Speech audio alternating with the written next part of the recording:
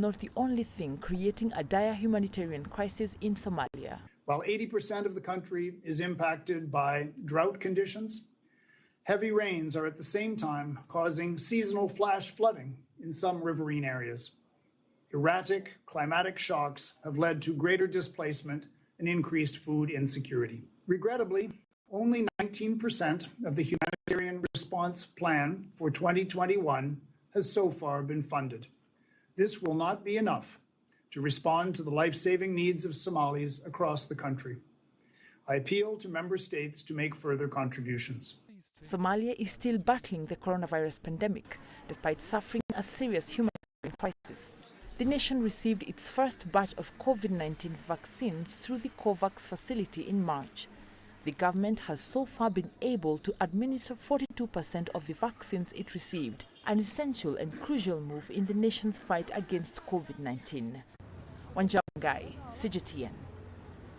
Well, let's cross our continental borders now to Belarus, where President Alexander Lukashenko has defended his decision to divert a Ryanair plane into Minsk, where authorities arrested what they say is a dissident blogger. Amid mounting criticism, President Lukashenko says he acted lawfully and in the interest of safety. Julie. On Wednesday, Alexander Lukashenko broke his silence after days of denunciations from the West.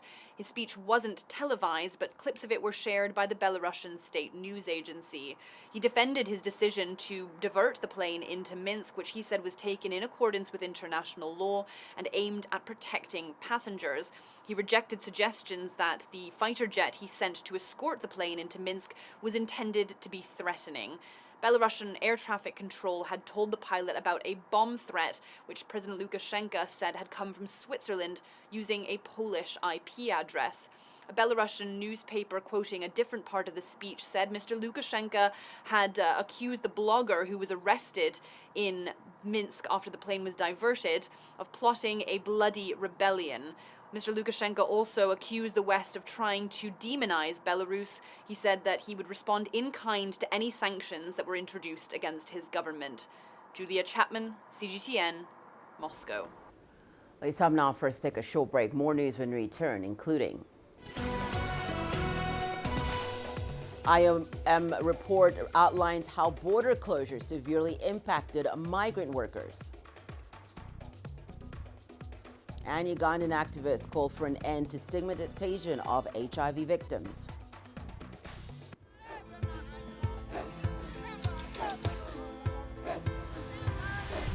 Africa is a continent of diversity, with varied climates and enchanting geography, and a people so distinct, but with a shared enduring spirit. We are at the heart of the continent to bring you the untold stories. Let's have a look. We celebrate Africa as it shapes its own destiny. I've been Tunis, Cairo, Juba, Johannesburg, Ethiopia, Tanzania. Africa Live.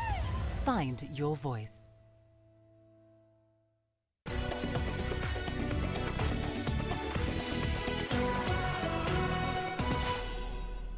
Welcome back. You're watching Africa Live.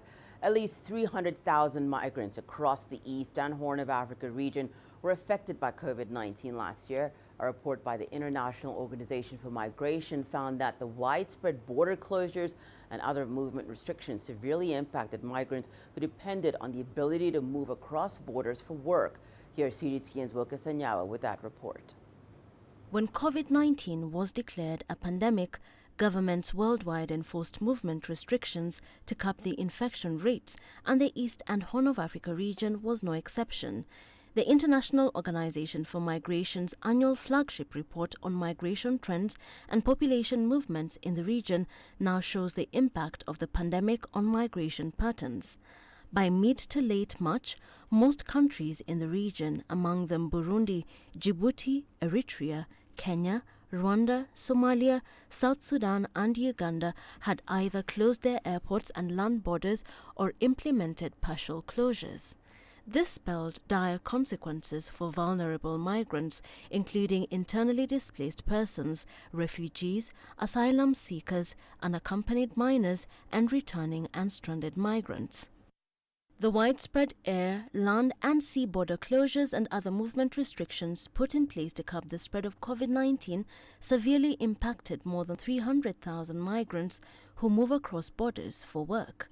The report found that an increase in stranded migrants in the Arabian Peninsula triggered spontaneous returns, particularly from Yemen, back to Djibouti and Somalia.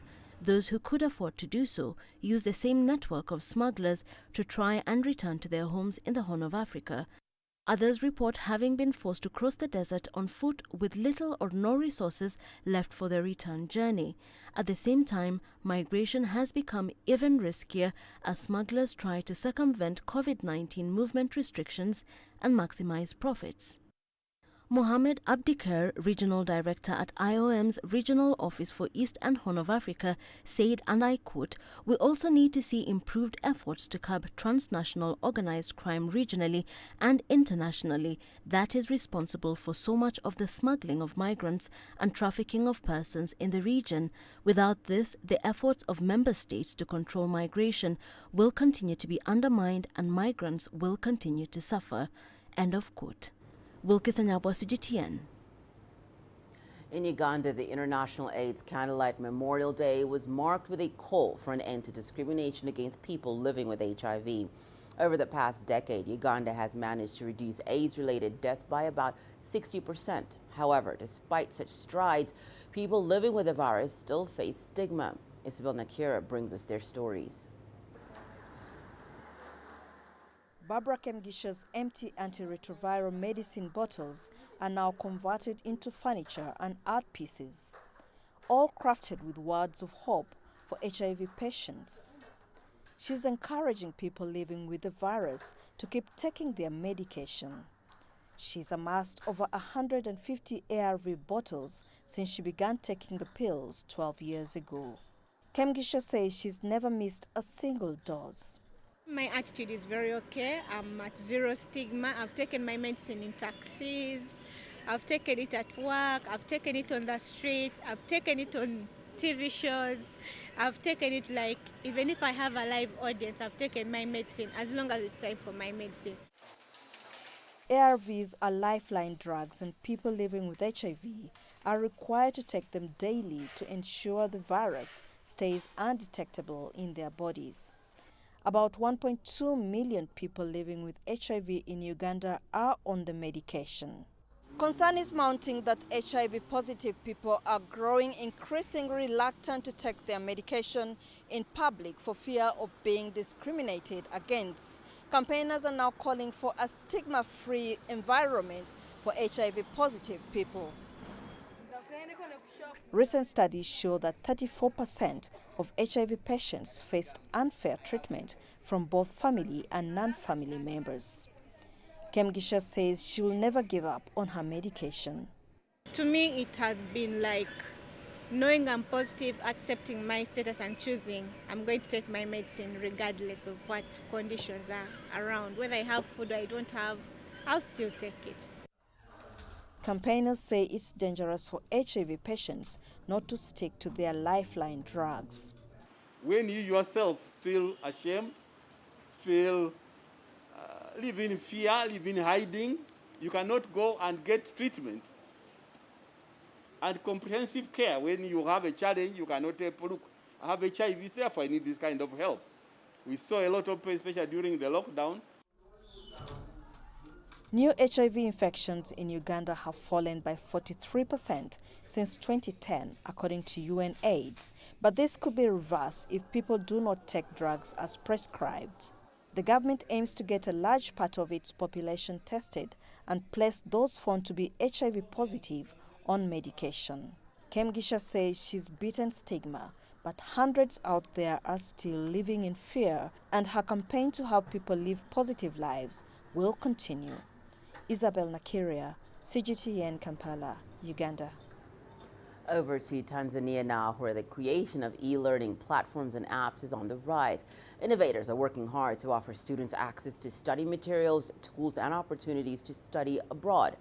This has in turn forced traditional higher learning institutions to find ways to keep up with this new digital learning curve. CGTN's Daniel Kija tells us more.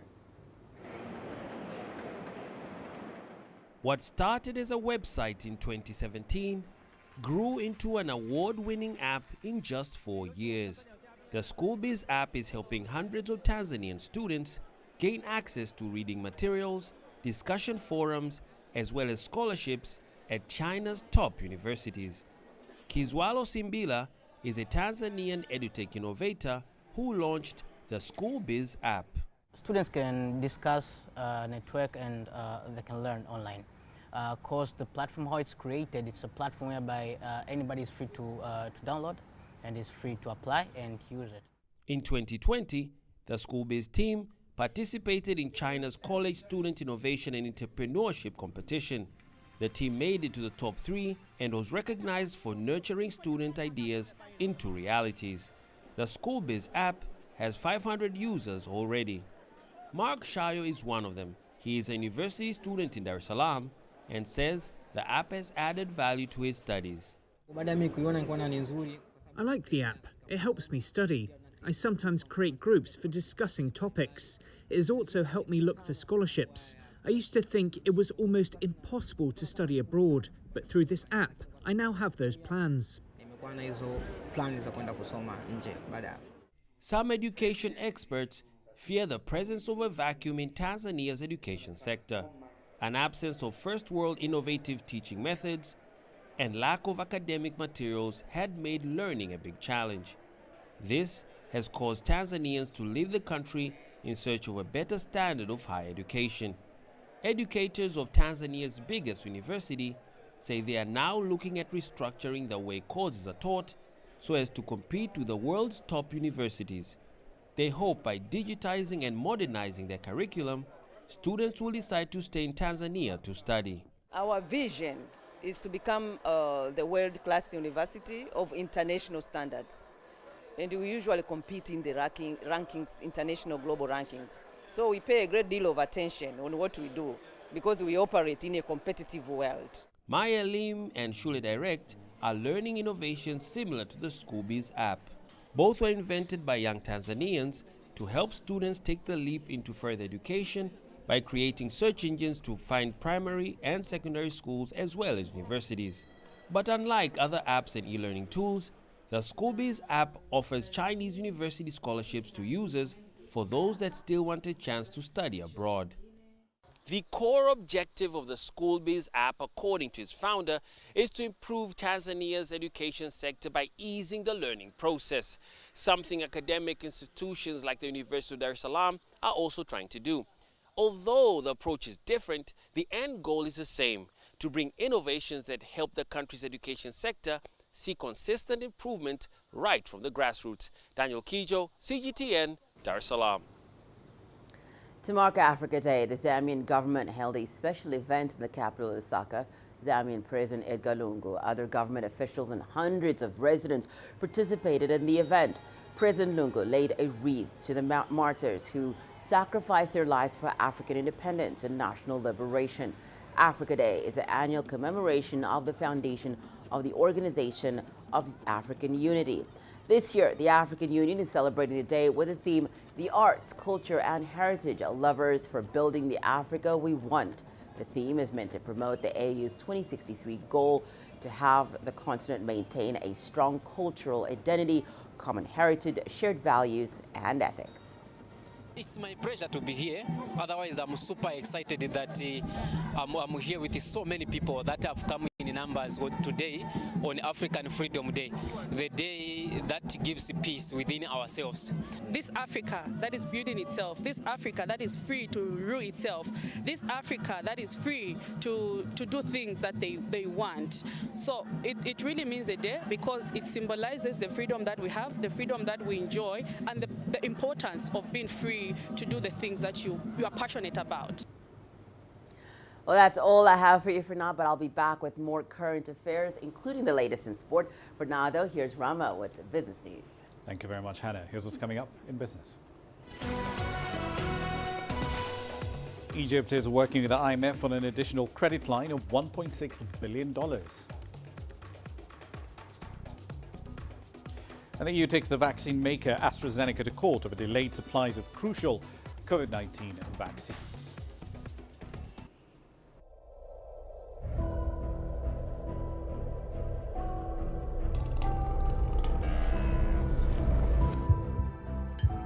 This has taken me completely out of my depth, but at the same time it's exciting.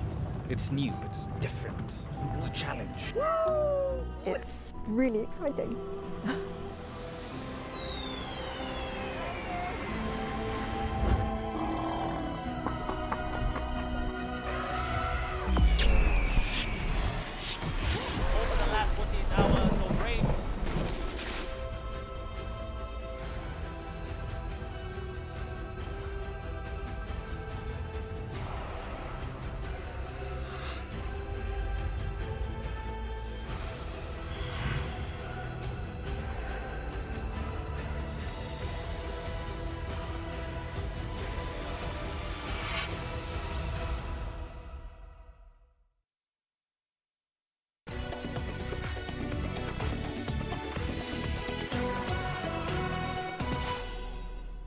Welcome back. Let's start in North Africa. The International Monetary Fund is likely to provide an additional $1.6 billion in funding to Egypt after its executive board approves that particular facility in the weeks to come. The IMF had already reached a staff-level agreement with Egyptian authorities on the additional funding. The Washington-based lender approved a $5.2 billion loan for Egypt last June to help it cope with the challenges posed by the COVID-19 pandemic and to meet its budget deficit and balance of payment shortfalls too.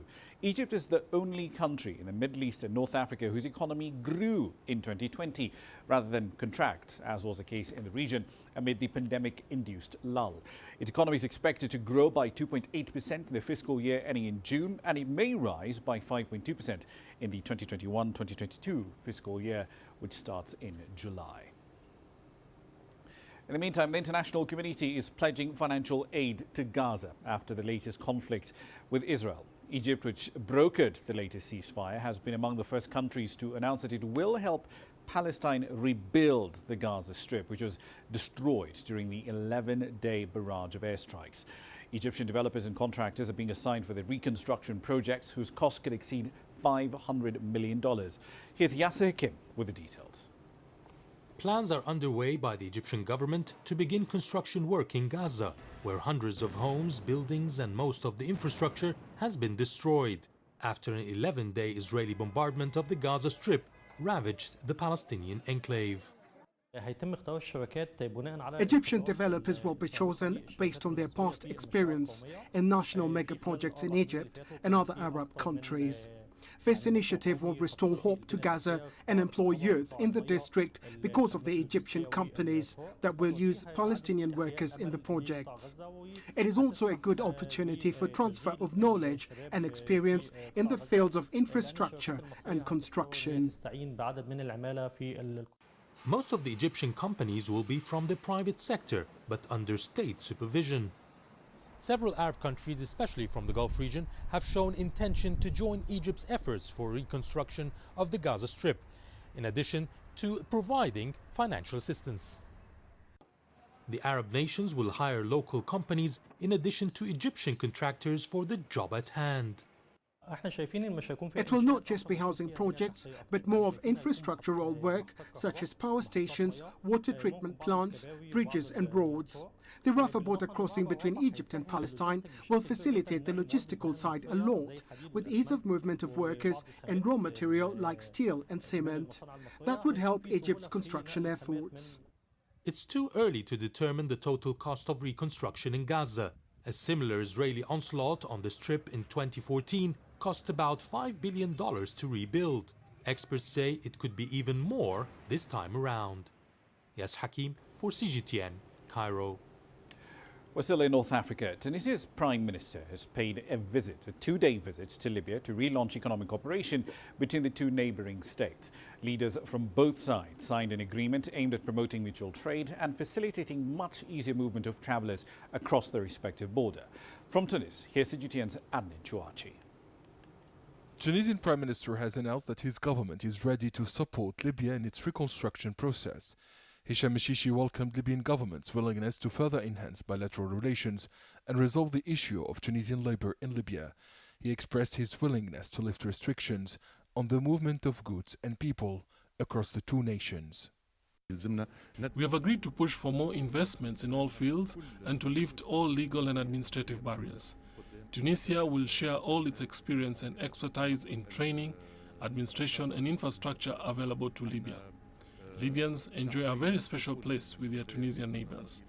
Tunisia is also committed to freeing up trade and facilitating mobility with Libya. The Prime Minister of the Libyan National Unity Government, Abdelhamid Beiba, said his country will not abandon Tunisia in the face of the COVID-19 pandemic, which has battered its economy, and will undertake all necessary steps to support it. The region and the world are going through hard times. Today more than ever, our two countries need each other, especially since Tunisia has always provided great support and stability to Libya during its political crisis. Tunisia has served as a land of refuge for the Libyan people during the worst periods of war and armed conflicts. Libyans were treated in Tunisian hospitals and housed by Tunisian citizens. More than 1,300 Tunisian businessmen have accompanied the Prime Minister to Libya. They are taking part in the first edition of the Tunisian-Libyan Fair and Forum of Economic Twinning for Africa. 150 Tunisian companies are participating in the exhibition in Tripoli from May 23rd to 26th. At the same time, Tunisian authorities have lifted restrictions preventing Libyans from acquiring property in Tunisia. Together, we will build a strong and unified economy between Tunisia and Libya that will have advantages for Tunisians and Libyans. This exhibition shows the great potential of our companies in several sectors. We have decided to treat any Libyan national like a Tunisian citizen. The Tunisia Africa Business Council announced that Libyan and Tunisian investors will have the same advantages in both countries in terms of investment, right to ownership and bank transactions. National Carrier Tunisia has resumed flights to Tripoli. It is the first company in the world to have resumed operations in Libya. In addition, Tunisian and Libyan prime ministers have signed an agreement to develop and promote sea and land trade between the two North African countries. Adnan Chouachi, CGTN, Tunis. The European Commission is confronting the drugs giant AstraZeneca in a court in Belgium over coronavirus vaccine delivery shortfalls, which have hampered efforts to kickstart inoculation campaigns pretty much across the bloc. The EU is suing the British-Swedish pharmaceutical group in a bid to force it to deliver 90 million more doses of its vaccine before July. The deadline for the contract was set for the middle of June, but the EU says the company will face financial penalties if it does not meet the deadline. AstraZeneca delivered only 30 million doses in the first quarter of the year out of the 120 million it was obliged to deliver under the contract. For the current quarter, which ends in June, it plans to deliver only 70 of 180 million doses initially promised. The group, however, denies having failed to deliver on its obligations. At the end of April, it actually denounced the lawsuit as being unfounded. It's a specific procedure where the judge gives a provisional decision. He doesn't give a final decision. It will be the judge of the main trial who will give a final decision. So why is this procedure so special? It is that it is fast. Today it is the summary proceedings. The real trial, the main trial, because today it is also a real trial, starts on 25th September. China has issued a total of nearly $200 billion worth of corporate bonds to date. That's according to calculations by the Securities Daily newspaper, based on numbers provided from the data provider Wind. Now, that figure marks a 3% decline from the same period last year, and May so far saw a pretty sharp month-on-month decline. Analysts say that slowdown is due in part to a tightening of approval processes, which has excluded less qualified issuers. So far in the year, China has rolled out 24 regulations and guidelines for the corporate debt market, covering everything from issuance to approval, trading, information disclosure and investor suitability. Barely a month ago, the countries of the Association of Southeast Asian Nations, or ASEAN as it's more commonly known, had looked set for a relatively strong economic rebound, with new COVID-19 cases declining in Malaysia, under control in Thailand and virtually non-existent in several countries. But Thailand and Malaysia have seen recent serious resurgences in COVID cases. Singapore, its most cases in months, and there have been record numbers of infections in Vietnam, Laos and Cambodia too. And that has resulted in more pandemic control measures, all of which threaten economies within the bloc. Here's Ryan Meltzer with this report from Kuala Lumpur. First quarter economic growth in the ASEAN region ranged from a low of minus 4.2% in the Philippines to plus 4.5% in Vietnam. But the region had looked on solid footing till May's COVID surge. Now countries from Laos to Singapore are again restricting movement and business and factoring the economic cost. You're talking about transportation, you're talking about food and beverage, you're talking about tourism, we're talking about the retail outlets, retail centers, the malls, So all these people, all these sectors will be affected. On the other hand, if you allow manufacturing to carry on and construction to carry on, you have to make sure they do not become a COVID spreader. Malaysia has banned interstate and inter-district travel, imposed some work-from-home requirements, closed schools and dining in, but balked at a sweeping economic lockdown like March last year. Having already spent $85 billion on stimulus and aid measures, the government says it's tapped out. If the people do not work, the economy would collapse. If we close all economic sectors, we will face bigger problems, and the government and people won't be able to recover. Other ASEAN countries, such as Singapore, Laos and Cambodia, have opted for sharp lockdowns. It's all bound to hit regional economic growth. But ASEAN members have learned some lessons from last year. The disruption of supply chains that happened in March, April 2020 will not happen to the same extent. It has improved, and so there will be less of constriction, of muzzling, or of suffocation that happened before. I'll leave you there for the time being, but I'll be back at the top of the hour. In global business, we'll be focusing on East Africa. Kenya's central bank has held its policy rate steady, essentially unchanged for the 8th time in a row. What exactly are the key macro indicators that the MPC is looking at, and where do they see the East African economy going in the next couple of months? We'll have some analysis for you at 1800 GMT. See you then. For now, back to Hannah. We'll see you then, Rama. For now, let's take a short break and return. Here's what's coming up. An activist in Guinea helps pass law to protect people with albinism. The greatest journeys, the greatest sights, the greatest adventures. Here in Panater, this weir allows the locals to walk on water. We're far more than just TV news. We're your passport to the wonders of Africa. To bring you stories of struggle, survival and hope.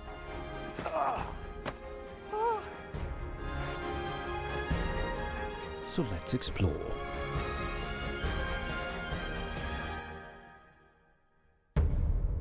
CGTN. See the difference.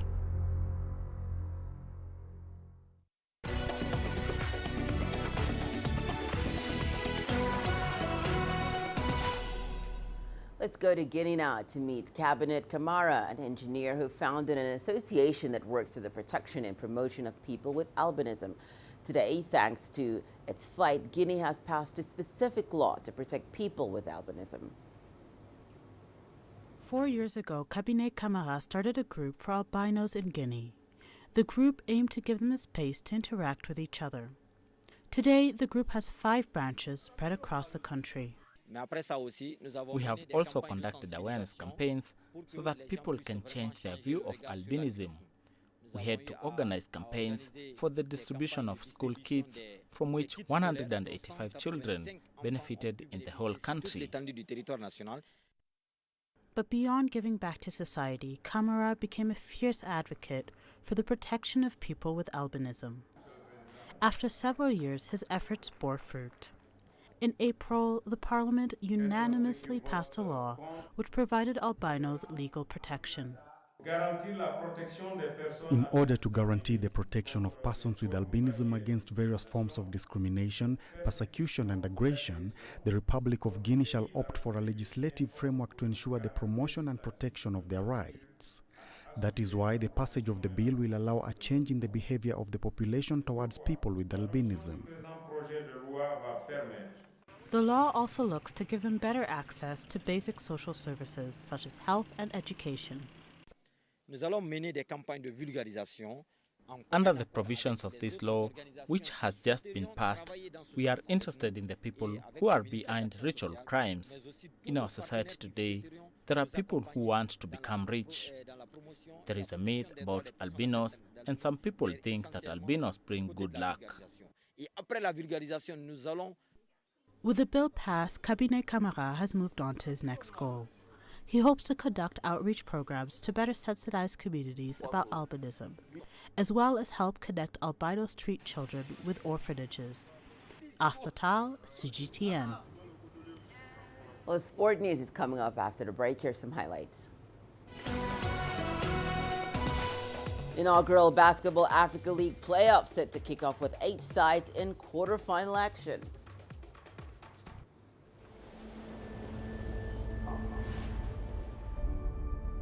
How would you create your legend? On the fields, on the tracks, in the arenas of Africa. Were you born to be a player? Could this moment be yours?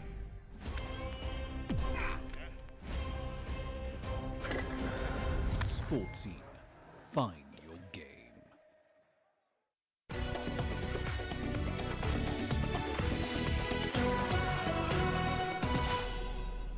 Time now for your sport news. We begin in Rwanda, where the Basketball Africa League has reached the playoff stage. The remaining 8 teams will battle it out in the quarterfinals on Wednesday and Thursday. Reporting from Kigali, here's CGTN's Mohamed Abubakar. The 9-day thrilling group stage action of the inaugural Basketball Africa League came to a close, with 8 of the 12 teams that entered the competition progressing to the playoffs. Favorites Petro de Luanda of Angola and North African sides US Monastir of Tunisia and Zamalek of Egypt all finished top of their respective groups. Egyptian champions Zamalek, who played the last match of the group stage, will be the first to tip off the quarterfinals against FAP of Cameroon on Wednesday evening, before AS Saleh take on Angolan champions Petro de Luanda. On Thursday, AS Douanes will take on Group A winners US Monastir, before the hosts Patriots close the last 8 showdown against Ferroviario of Mozambique. We're obviously very happy to get to the quarterfinals, but our objective wasn't to stop at this stage. We know we still have a lot of things to correct in our game, but we are happy to take it game by game. But like I said, we are here to compete, and we are looking forward to a match on Thursday. First of all, I have a lot of respect for all teams here. I think all of them, just for the fact that they're here, they qualified. It means a lot because they have some talent, and especially on this FAP team, I think they compete like really well. So it's going to be a tough game, and a game where we have to be focused for 40 minutes because they are a team of runs. They are a team that they can do very good in a short time, in short minutes. So it will be a difficult matchup for us. The stage is set as the race to crown the first Basketball Africa League champion intensely.